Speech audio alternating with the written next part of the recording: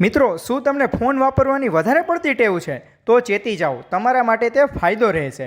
જો સ્ક્રીનને સરખી રીતે ન વાપરવામાં આવે તો આપણી આંખો માટે તે ઘણી હાનિકારક નીવડે છે, ઘણી ઘાતક નીવડે છે.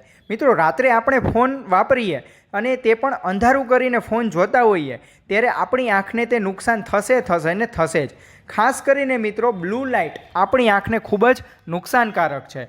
સાથે મિત્રો, મીડિયમ લેવલની બ્રાઇટનેસ રાખીને ફોન જોઈએ તો એક આપણે આંખ માટે તે ઓછું નુકસાનકારક નીવડે છે. સાથે મિત્રો, અંધારામાં એકદમ હાઈ બ્રાઇટનેસ રાખીને ફોન જોતા હો તો તે ખૂબ જ હાનિકારક છે.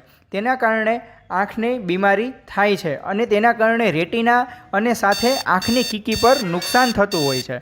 મિત્રો, આંખમાં કંઈક ખૂંચતું હોય એવું લાગે, સાથે આંખમાં ખંજવાળ આવે, ક્યારેક આંખમાં બળતરા થવી અને ક્યારેક તો મિત્રો સાથે આંખમાં હળવો દુખાવો પણ થતો હોય છે.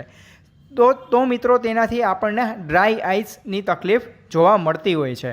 સાથે અંધારામાં ફોન વાપરવાની ટેવ હોય તેને હિસાબે બેક પેઇનની પણ તકલીફ રહેતી હોય છે. એવું નથી કે આંખની જ તકલીફ થાય છે, સાથે મિત્રો શરીરની બીજી પણ તકલીફ જોવા મળતી હોય છે. આંખની કીકી પર સફેદ ટપકા જોવા મળે છે, તેનાથી દ્રષ્ટિ ઓછી થઈ જાય છે અને થોડી દેખાવામાં ઝાંખું દેખાય છે.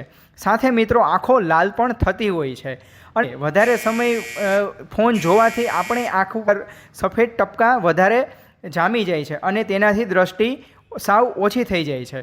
તો મિત્રો, ખાસ કરીને ફોન વાપરતી વખતે, ખાસ કરીને અંધારામાં ફોન વાપરતી વખતે જરૂરથી તમારી બ્રાઇટનેસને મીડિયમ લેવલમાં રાખવી જોઈએ અને ખાસ મિત્રો બ્લુ લાઇટ ના રાખવી જોઈએ.